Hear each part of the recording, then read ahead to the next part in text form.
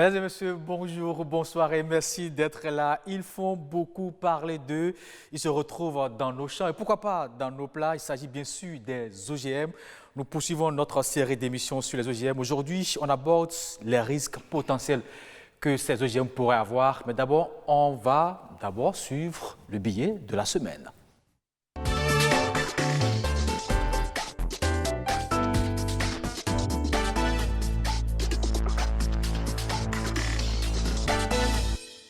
Je rectifie, on aborde la prévention des risques, mais d'abord on écoute le professeur Bangla qui nous parle un peu de la biosécurité. Le thème abordé par le doctorant est un thème d'importance capitale, puisque traitant donc de la sécurité alimentaire. Comme vous le savez, les plantes alimentaires sont souvent attaquées par des nuisibles. Et le manioc dans notre pays est une plante alimentaire assez utilisée donc par nos populations pour leur aliment et même pour donc des raisons économiques. Mais cette plante aujourd'hui, bon disons depuis longtemps, est attaquée donc par des nuisibles. Et beaucoup de paysans croyaient que c'est des sorts qu'on leur jette. Et puis donc il y avait une confusion totale qui régnait donc au sein donc de ces paysans-là. Nous avons décidé de comprendre, c'est-à-dire le mécanisme d'attaque donc de ces nuisibles-là,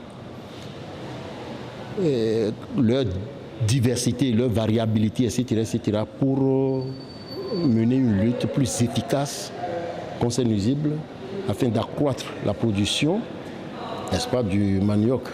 Cette thèse est très importante, n'est-ce pas, pour cette plante-là et permet désormais d'accompagner les paysans donc, dans la production donc, de cette spéculation. Il faut dire que celui que nous venons de sortir là, en tout cas, il a des qualités exceptionnelles. Hein. Et comme l'ont déjà dit ces directeurs, si on pouvait avoir des enfants comme ça là, pour la relève, ce serait une relève assurée.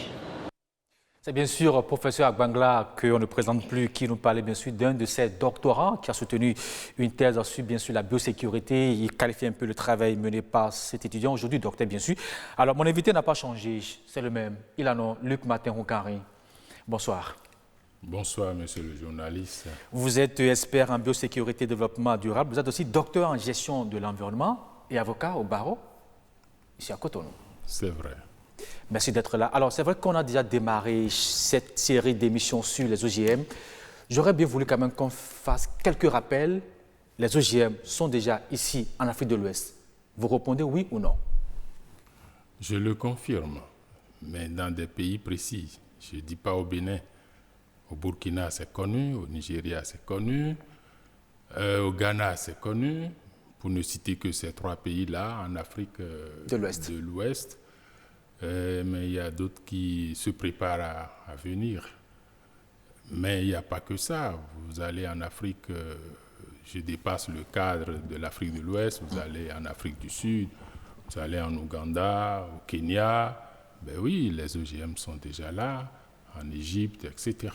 Donc ce n'est plus un événement, c'est une réalité qu'il faut prendre en compte et gérer.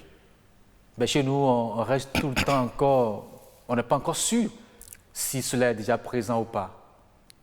Ici au Bénin, je veux dire. Non, on peut en parler. Je crois que dans les émissions précédentes, j'ai attiré l'attention de l'opinion publique sur cette question, à savoir les OGM ne sont pas du pain ou du tissu qu'on fait déplacer d'un point à un autre.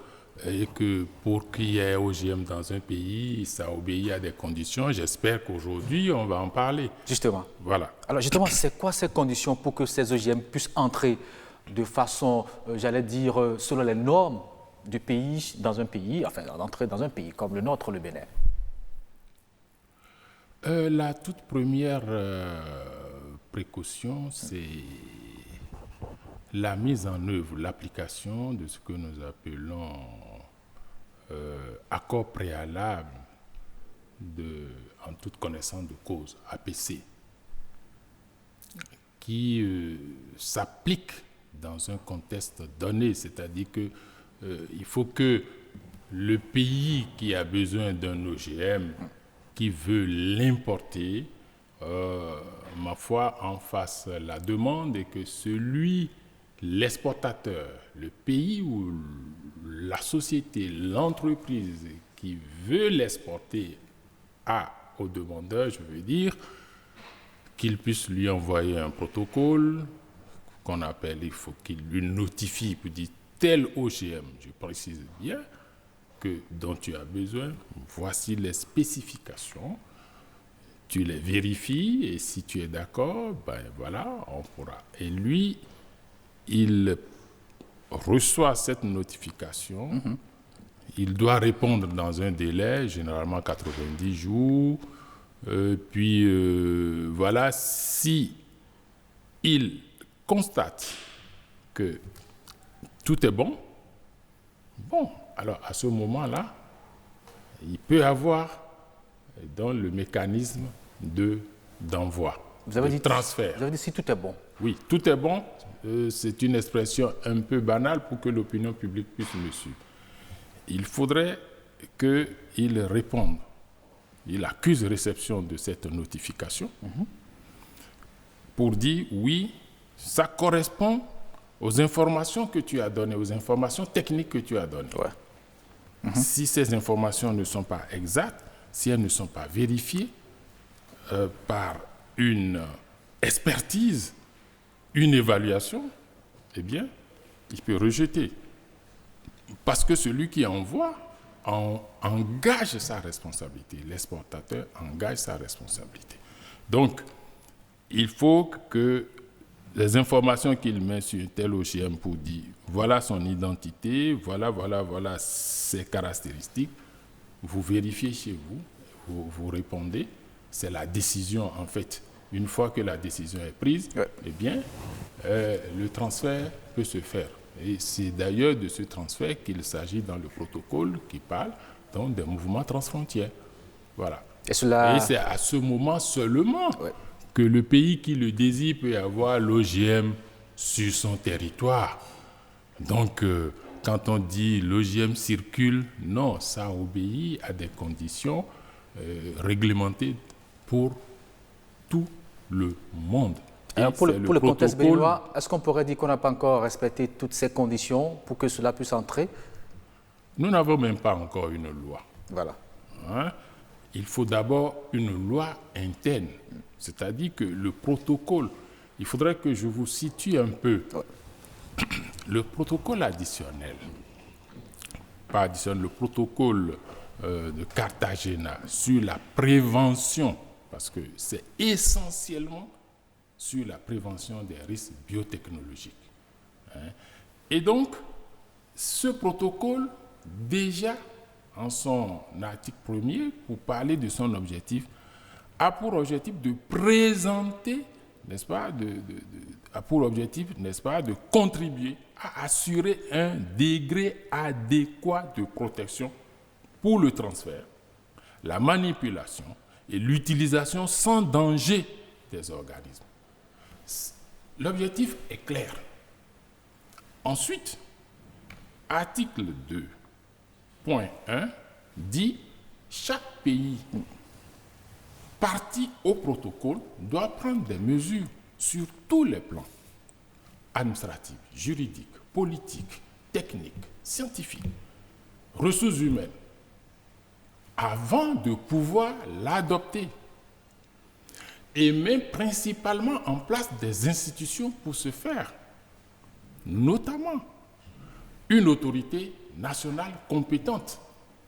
C'est un organe public, parce que c'est le pouvoir, c'est l'État qui met ça en place. Il représente et parle au nom de l'État. C'est donc lui qui pourra justifier si la demande qui est faite correspond aux spécifications. OK. Voilà. Et donc, tant que nous n'avons pas passé une loi qui prévoit la mise en place de ces organes, il ne faut pas rêver de pouvoir avoir officiellement, de façon licite, je veux dire, et intentionnelle, les OGM dans un pays. Ça, c'est clair. Et dans le contexte béninois, on n'a pas encore rempli toutes ces conditions. Et par conséquent, on ne peut pas encore l'avoir. Vous ramenez le débat au Bénin. Je vous dis, au Bénin, nous n'avons pas encore une loi. Je crois l'avoir dit une fois. Oui. Il y a un projet de loi sur la table de nos honorables députés. Mais est-ce que cela n'est pas un obstacle jusque-là parce qu'on n'a pas une loi et dans les pays qui nous entourent, la chose est déjà acceptée, c'est déjà là. Est-ce qu'on ne pourrait pas être un jour surpris?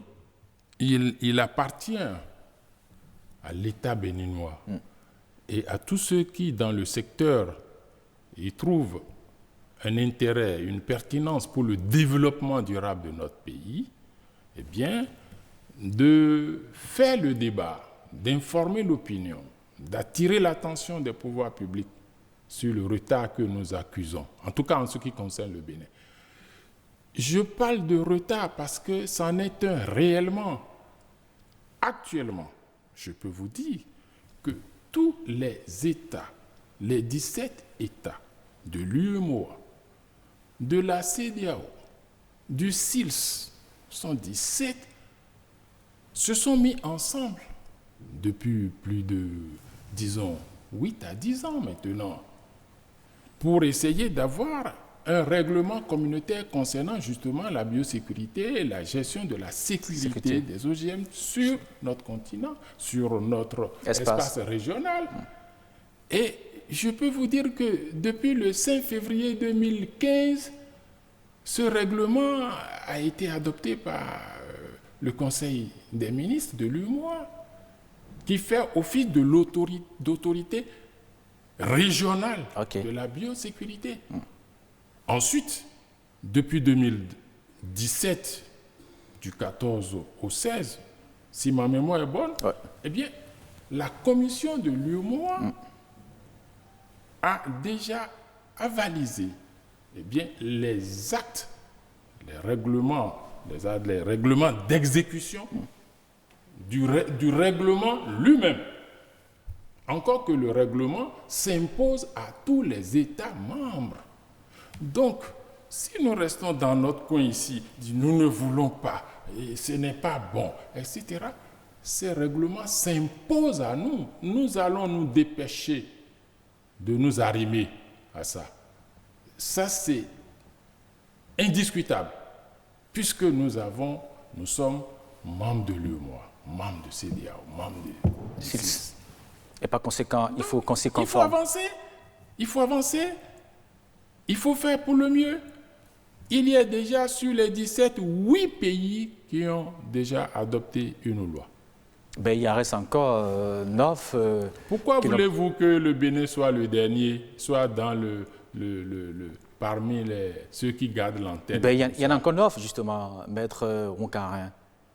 Le Bénin a fait partie de ceux qui ont signé et ratifié le protocole dont je parle dès son adoption.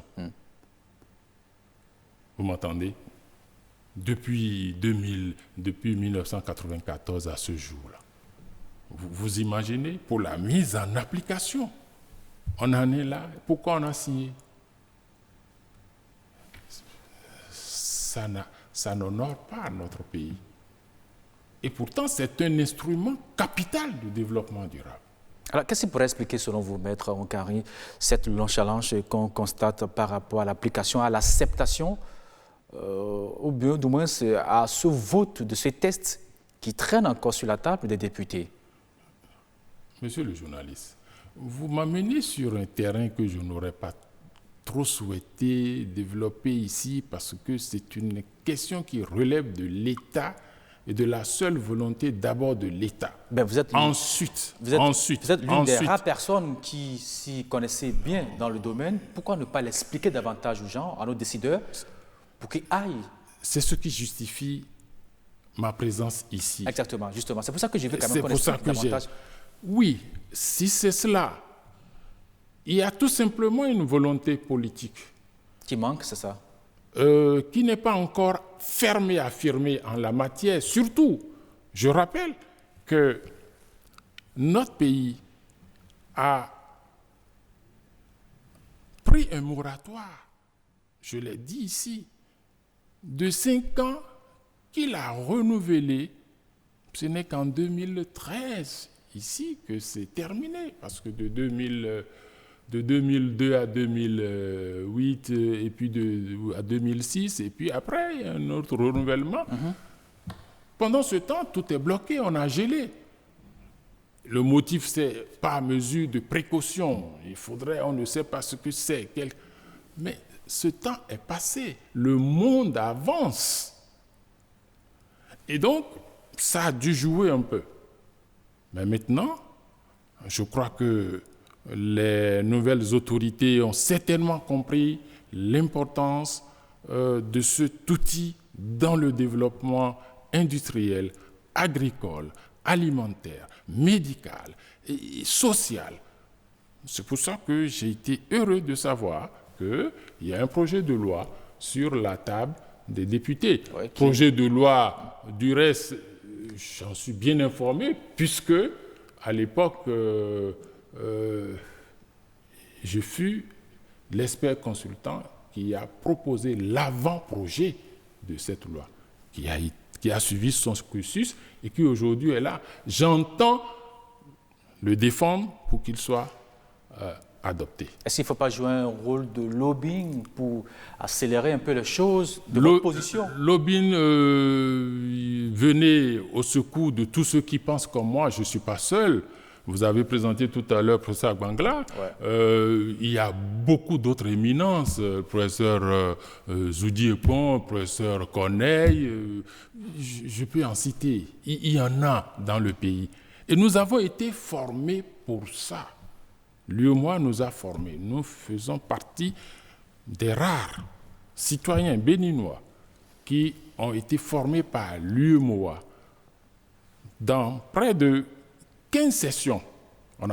Chacun n'a pas fait les 15 sessions, mais quand même au moins 2, 3, 4 sur toutes les thématiques de la biosécurité pour être formateur en biosécurité au Bénin pour le compte de l'UEMOA. Mais tout cela dort. Cette ressource formée à hauts frais dort. Il faudrait absolument que les conditions juridiques, administratives, politiques, techniques, scientifiques soient réunies par la prise d'abord d'une loi et de son exécution pour que nous puissions commencer par travailler et penser à la formation d'autres et pour être à même de dire oui, nous sommes prêts pour accueillir les OGM. Sinon, les OGM vont nous visiter sans que nous n'acceptions peut-être pas forcément légalement leur visite. Pourquoi? Dites-le moi, je l'ai soutenu dans ma thèse. Nous avons une porosité énorme autour de nos frontières. Et il y a les transferts et les mouvements illicites aussi qui s'opèrent dans d'autres domaines et qui vont s'opérer également. Il faut tout au moins une loi pour baliser cela. C'est de ça qu'il s'agit, monsieur le journaliste. Et je me donne à fond pour faire le plaidoyer, car le lobbying, je n'en ai pas les moyens. Mais je sais qu'il y a des gens qui pensent comme moi et qui sont même devanciers. Certains sont mes formateurs. Il faut qu'on en parle de plus en plus. Et c'est parce qu'on n'en parle pas assez que peut-être ça ne bouge pas. Encore une fois, je dis, je suis heureux de savoir que le gouvernement s'est réveillé et a pu introduire ce projet de loi à l'Assemblée nationale. Okay. Alors maintenant, on va parler maintenant des risques potentiels. C'est vrai qu'on en a déjà évoqué brièvement. Oui. On va y revenir davantage pour édifier nos téléspectateurs. Quand on parle de risques potentiels, qu'est-ce que cela voudra dire d'abord? Je vais me répéter. Oui, mais justement. Risque potentiel. Oui.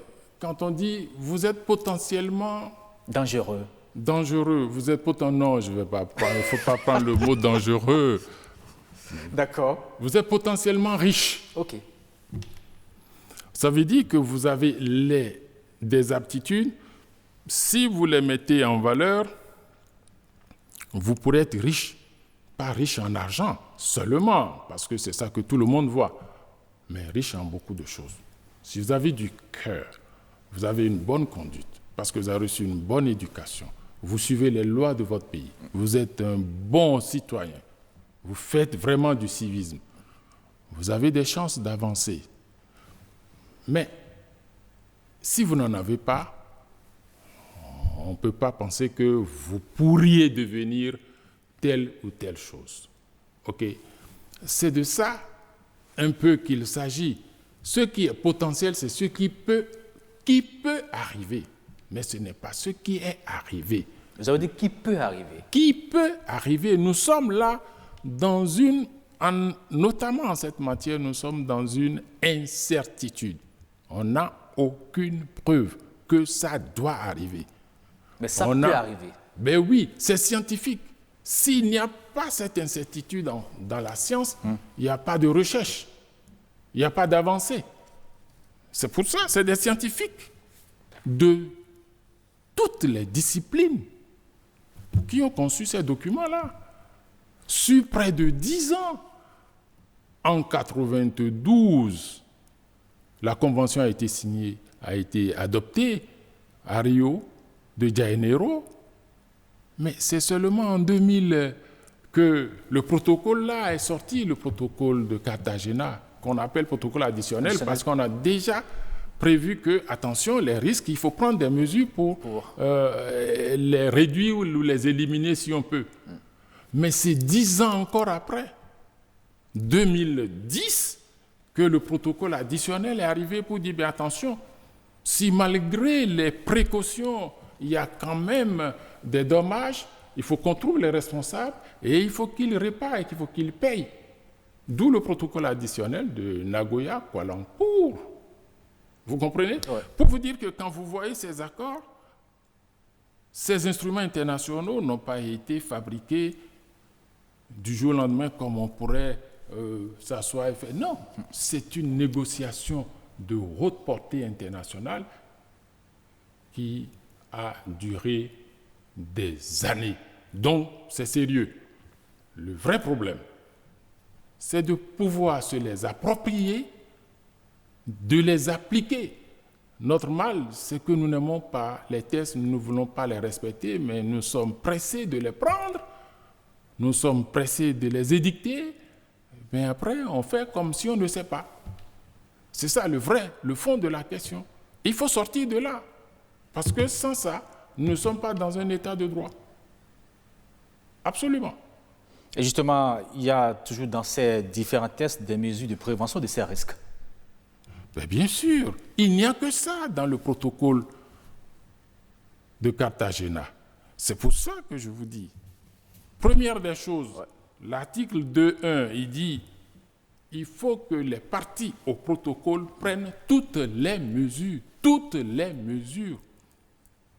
pour assurer la sécurité des personnes et des biens, de l'environnement, de la santé, en ce qui concerne la manipulation, le transfert, l'utilisation des OGM. Tout a été dit. Donc, à l'intérieur, qu'il faut prendre des dispositions. La chose la plus simple qu'on sait, c'est une loi. C'est pour ça que je vous dis, il y en a déjà qui ont pris. Nous, on est sur la voie. Il faut qu'on en prenne aussi.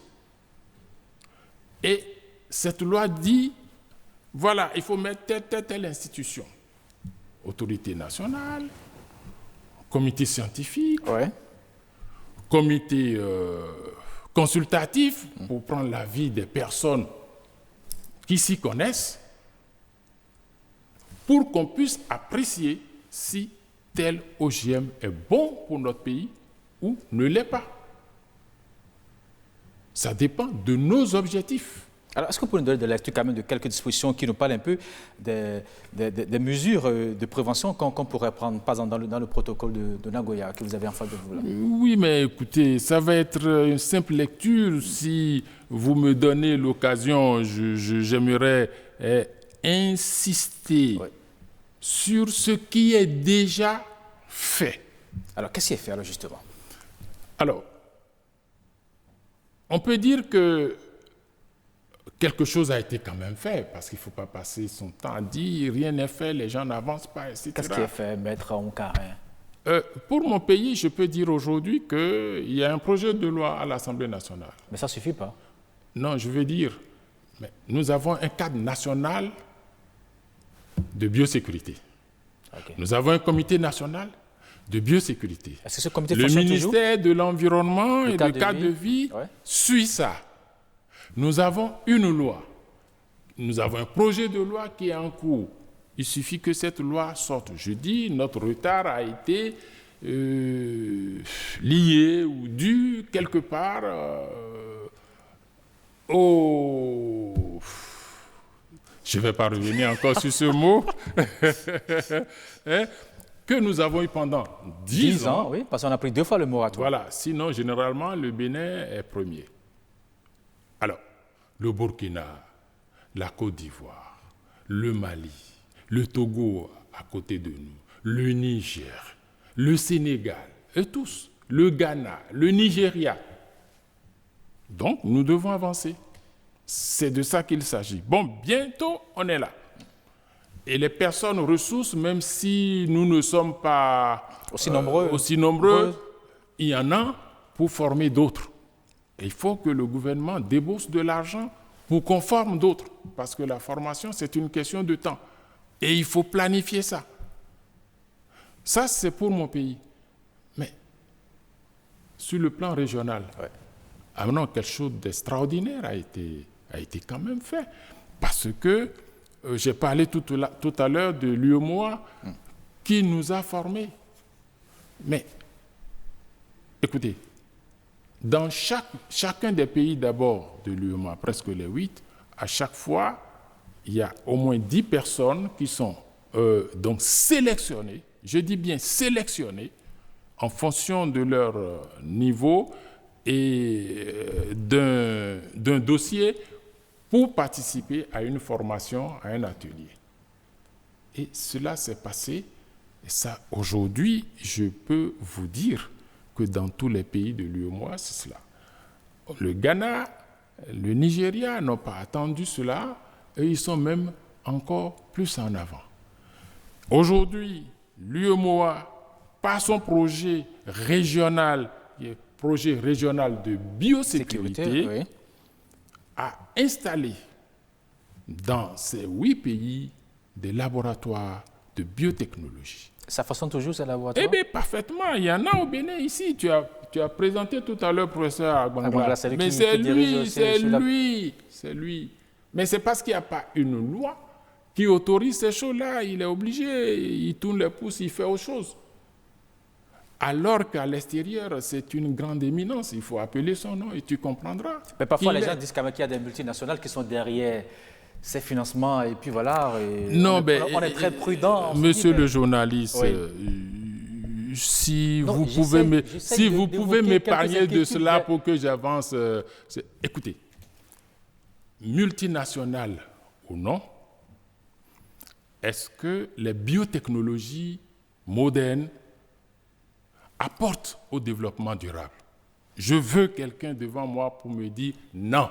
Non, j'espère qu'après notre prochaine émission... Maintenant, il faudrait que chaque État puisse apprécier ces nouvelles technologies et dire qu'est-ce que je peux en tirer pour le développement de mon pays et qui y mettent les moyens. Et c'est justement parce que ça demande aussi un peu de fonds, un peu de moyens financiers, après les stratégies, que les pays de l'UEMOA, CEDEAO et SILS se sont mis ensemble pour mutualiser leur... Est-ce qu'on pourrait dire que c'est parce que vous qui y connaissez beaucoup de choses dans le domaine. Un peu. Bon, enfin, parce que vous n'êtes pas la seule personne. Vous avez cité par exemple le professeur Bangla, le professeur Anzo Corneille et d'autres personnes, Madame Ozodji. Bon. Alors, est-ce qu'on pourrait dire que c'est parce que vous n'avez pas pris le temps d'expliquer à l'État ce qu'il gagne vraiment en allant très vite, en adoptant très vite ce test, que cela dort encore sur la table des députés? Est-ce que quelque part, ce n'est pas un peu votre faute? Je ne vous accuse pas. Vous revenez toujours à un débat national. Mon débat n'est pas seulement national. Il faut partir de national pour aller au régional, justement. On n'a pas le temps, ou bien vous voulez que je revienne pour qu'on en parle, parce que je voudrais que à l'intérieur, nous comprenons ce qui se passe à l'extérieur pour savoir que nous faisons la politique de l'autruche, mais ça va nous rattraper. Vous avez démontré qu'à l'extérieur, les choses avancent très rapidement. Voilà. Mais à l'interne, ça dort. Et je vous dis qu'il y a une loi sur la table. Et donc, souhaitons que cette loi sorte. Ce que nous allons faire, c'est le plaidoyer. C'est ce que je peux faire, le plaidoyer. Et je promets encore une fois, je crois l'avoir dit, faire l'effort d'aller vers les autorités compétentes pour que cette loi sorte. Et après, qu'on l'exécute. Pour que nous soyons au rang des autres pays. Parce que quoi? On nous regardait quand on allait en tant que Béninois. Tous ceux qui étaient de cette formation-là, ils vont vous le confirmer. On dit, mais les Béninois, ils ont fait un moratoire, ils ne veulent pas OGM, mais pourquoi vous les invitez ici? Eh bien, sur le plan international, vous n'avez pas d'interlocuteur. Dieu sait qu'il y en a beaucoup. Nous sommes en matière d'environnement. L'avenir est là. Il y a beaucoup de partenaires. Mais si vous n'avez rien à offrir, qui vous écoute?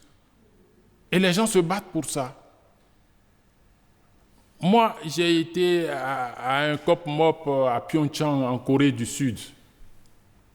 Mais ce jour-là, ces quelques 3-4 jours que j'ai passés, j'ai pleuré pour mon pays. Et pourquoi? Il n'y avait aucun représentant de mon pays.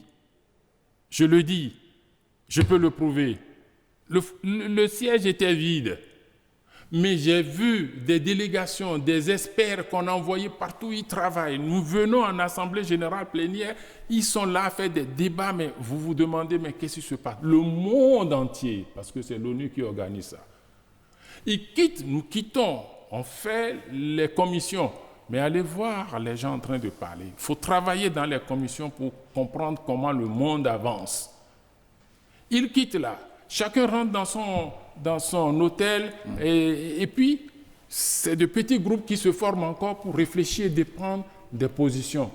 Le Bénin n'était pas là. On va où là? Mais nous parlons de développement. Le développement, c'est quoi? On peut parler de développement sans science? C'est ça, c'est de ça qu'il est question. Donc, ma foi, les petits querelles de clochers, il faut qu'on les enterre, qu'on les jette à la rivière, comme disent les gens, et qu'on avance. Alors, professeur, aujourd'hui, si on en arrivait à... Non, je ne suis pas professeur, je suis avocat, je suis docteur. D'accord, je rectifie. Je suis ce que tu as dit, mais je ne suis pas professeur. Maître Roncaré, si vous oui, voulez bien. Voilà. Alors, je veux bien, au cas où le test serait adopté, ouais. et qu'il y a... Non, le test...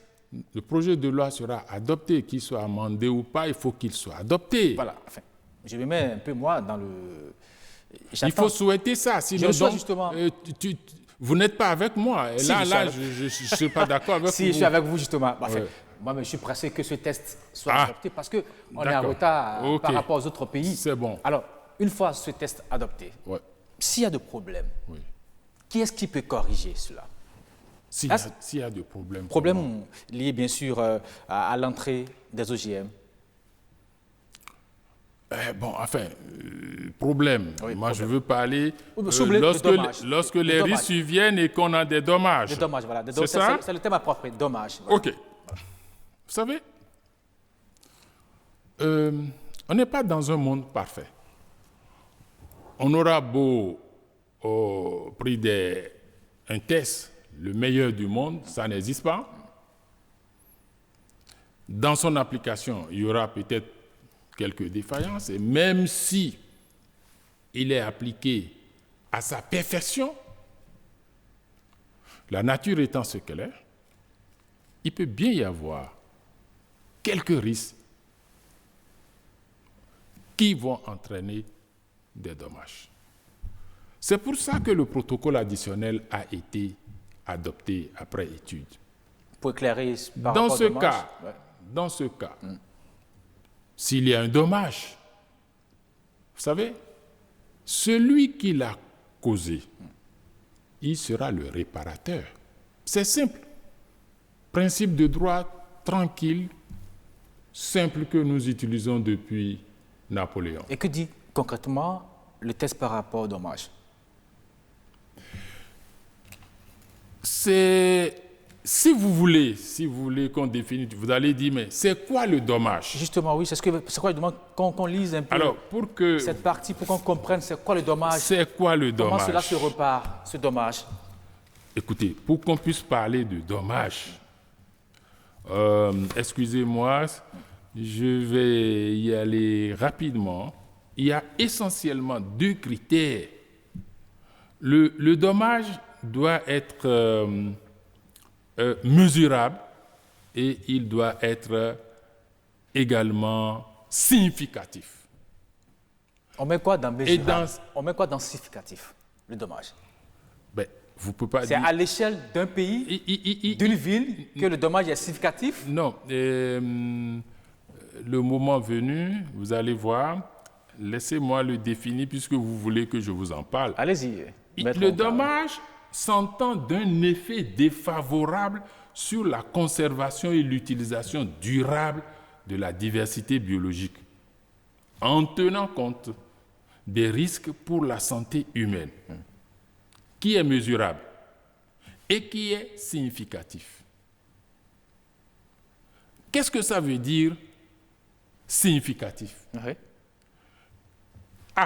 C'est-à-dire que le caractère significatif d'un effet défavorable est déterminé sur la base de facteurs tels que la modification à long terme ou permanente, c'est-à-dire ne pouvant se corriger de manière naturelle dans un délai raisonnable. Okay. Je prends le cas d'une forêt sacrée.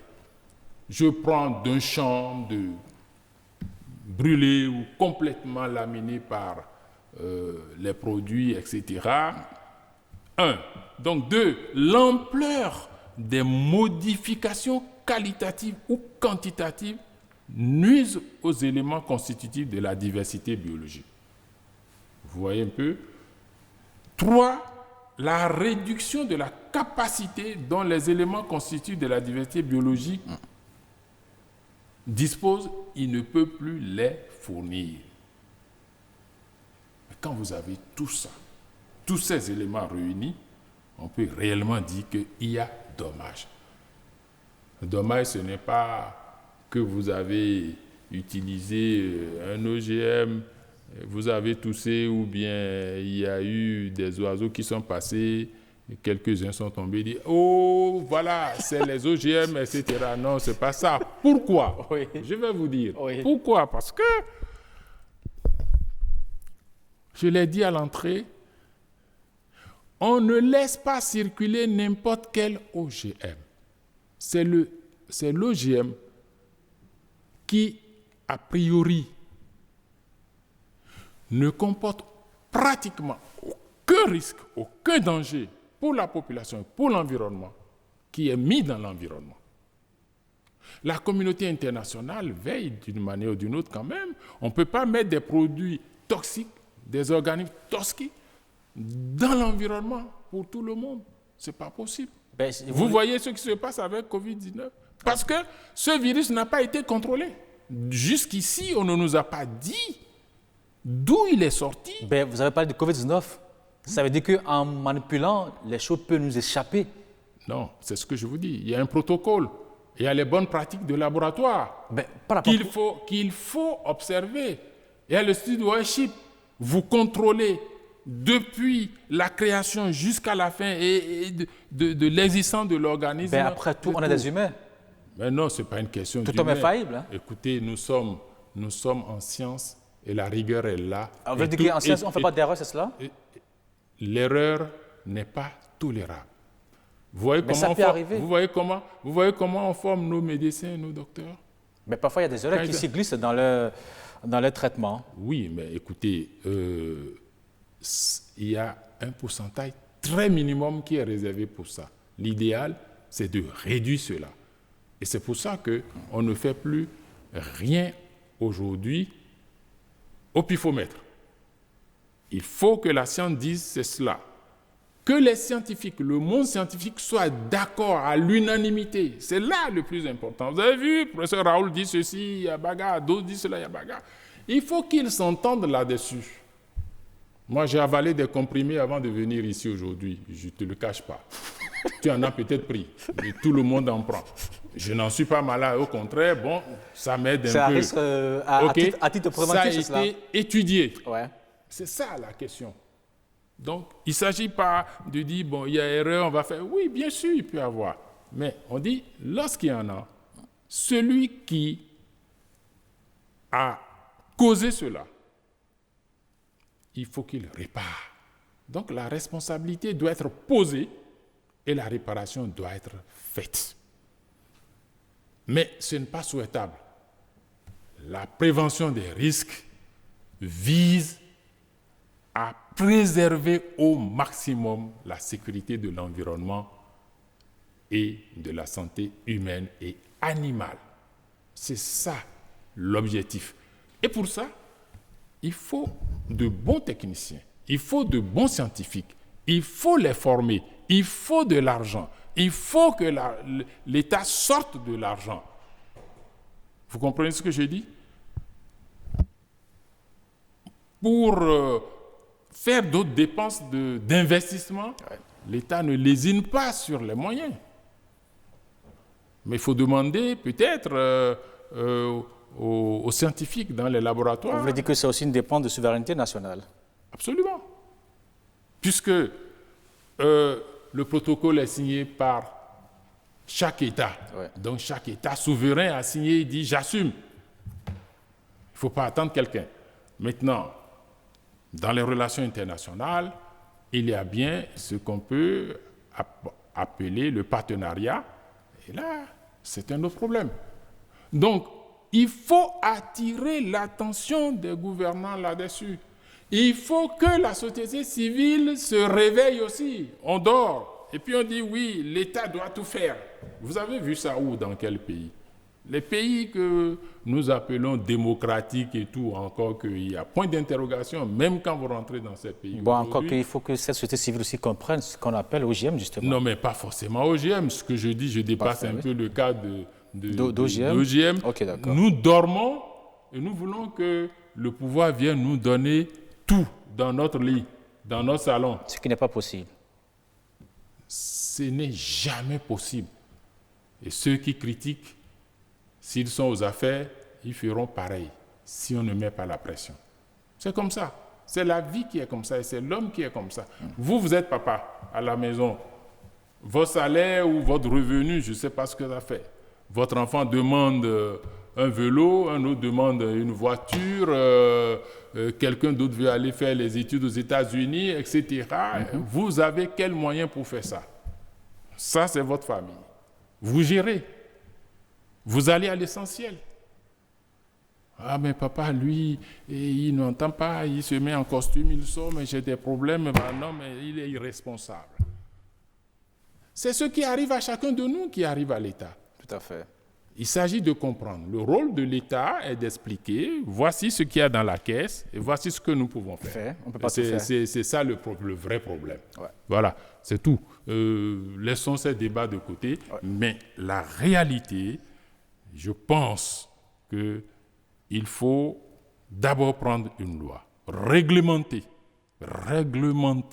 les OGM au Bénin et mettre en application cette réglementation pour que notre pays puisse profiter des biotechnologies nouvelles. Alors, professeur, c'est vrai que vous avez expliqué le souhait, c'est que ce test soit vite adopté pour qu'on puisse bénéficier de ce appui des partenaires étrangers, mais vous l'avez aussi dit lorsqu'on disait tout à l'heure que nos frontières sont tellement poreuses et puis c'est très facile. Voilà encore un autre obstacle qu'il faut d'abord gérer en attendant que le test ne soit adopté et mis en application comme cela se doit. Les tests sont prévus cela. Dit, ben, écoutez, il y a les transferts et les mouvements intentionnels, c'est-à-dire voulus, décidés, organisés, programmés, et ceux qui ne le sont pas, intentionnels et non intentionnels. Dans ce cas, mais les pays mitoyens savent comment prendre des accords pour gérer.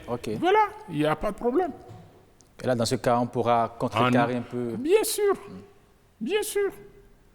Vous avez vu en Europe, avec Covid-19, il y a frontières, il y a tout. L'Europe est là, elle dit, mais moi, je quitte Marseille, je quitte tant, je suis en Espagne, je reviens, je travaille le matin, je retourne. Ça se passe au Nigeria, là.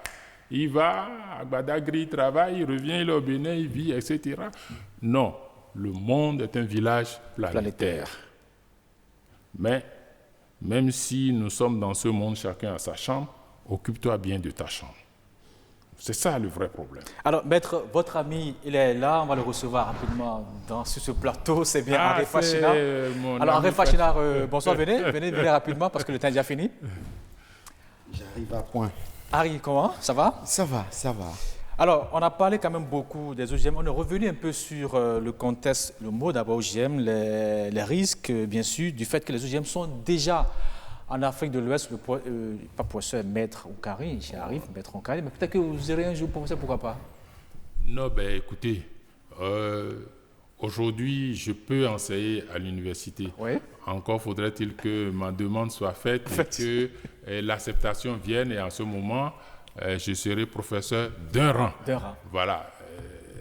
Ça, il y a une hiérarchie terrible là-bas aussi qu'il faut respecter. Et alors, je ne suis pas ouvrons rapidement notre déco de l'environnement.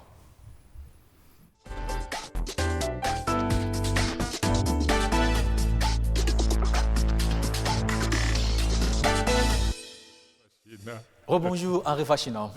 Bonjour Tchoki. Alors, on a parlé des mesures de prévention des risques liés aux OGM. Vous avez quelques explications à nous donner par rapport à cela? Oui, déjà, il faut... Maître Oukari est là pour vous contrecarrer, au cas où... Il ne le fera pas parce que nous ne dirons pas des choses divergentes. Okay. Merci beaucoup. En fait, on reste toujours dans la logique des risques. Vous savez, une image caricaturale pour dire ce que c'est que le risque. Déjà, à un devoir de philosophie, on pose la question de savoir qu'est-ce que c'est que le risque. Et un étudiant... un élève là, ne sachant pas quoi écrire, il écrit sur la feuille, le risque, c'est ça. Il remet ainsi sa feuille. Et le professeur revient, il dit, très bien, il lui a donné toute la note, alors que les autres avaient disserté avec beaucoup de pages. C'est juste pour dire que le risque porte au bout deux situations. Positive ou négative. Elle est positive quand elle vous avantage, elle est négative quand vous ne tirez pas profit de votre risque, du risque que vous avez pris. Et dans le cas d'espèce, on retrouve les OGM qui n'ont aucun risque pour ceux qui sont partisans, et sinon les risques sont minimisés, et qui ont suffisamment de risques pour ceux qui ne sont pas pour.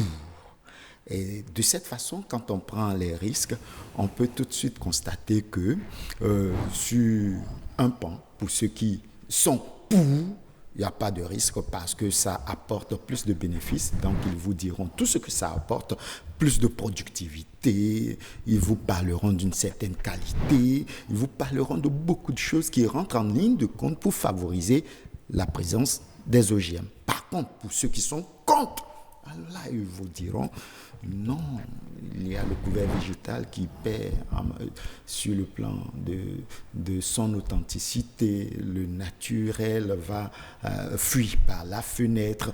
Il y a beaucoup de maladies qu'on ne va pas contrôler. Dans le même temps, ceux qui sont pour, vous dites, mais on guérira de par les OGM, beaucoup de maladies, beaucoup d'affections.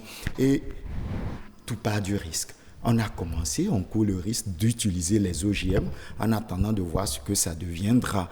Un risque, ça porte des inconvénients positifs ou négatifs. Alors, maître, est-ce que vous partagez un peu ce qu'a dit Henri Fachinan? Pas du tout. Il vaut mieux que je le dise tout de suite. Il a fait des jeux de mots. Moi, je suis en science ici. C'est pas ça. Le risque n'est pas le danger. Et le risque, ce n'est qu'une probabilité. Justement. Non, excusez. Non. C'est pour cela qu'il y a une proportion. Non. Soit ça peut être positif sur une quantité, un pourcentage donné. Allez-y, maître, oui. Oui, écoutez, ça sème la confusion totale dans la tête des téléspectateurs. Non, il faut clarifier le débat. Nous avons dit, prenez un produit toxique qui comporte des risques, puisqu'il est toxique. On dit, il ne faut pas l'avoir. Parfois, on dit, mettez pas ça à la portée des enfants. Vous les loyez autant que faire se peut de vous. Il n'y a pas de danger, il n'y aura pas de dommage. Prenez un produit moins toxique, beaucoup moins toxique, et dites non, parce que ce n'est pas trop toxique, moi je peux en avaler beaucoup. Vous serez malade. Nous sommes des humains, on a la tête, nous devons savoir ce qui est bon pour nous. C'est pour ça qu'il faut une loi pour réglementer. C'est aussi simple que ça. Il n'y a pas de risque zéro. Il y a des risques partout. J'ai pris mon véhicule pour venir ici, j'ai pris un risque. Pourtant, je suis arrivé. Ouais. Parce que j'ai été bien conduit par mon chauffeur. C'est tout. C'est ce qu'on nous demande. Ce n'est pas pour ça que demain, je ne monterai pas dans un avion pour aller ailleurs. Par conséquent, il faut laisser ces débats affectifs de côté et aller à l'essentiel. Nous parlons de développement durable. Point barre. Merci beaucoup, Maître Rounkari. Je rappelle que vous êtes docteur en gestion de l'environnement. Avec vous, on a parlé bien sûr des mesures de prévention des risques. Le débat continue bien sûr. Prochainement, vous serez en face de quelqu'un qui peut-être n'est pas pour les OGM. Et peut-être un débat. En plus, on ne sait jamais. Bonsoir chez vous.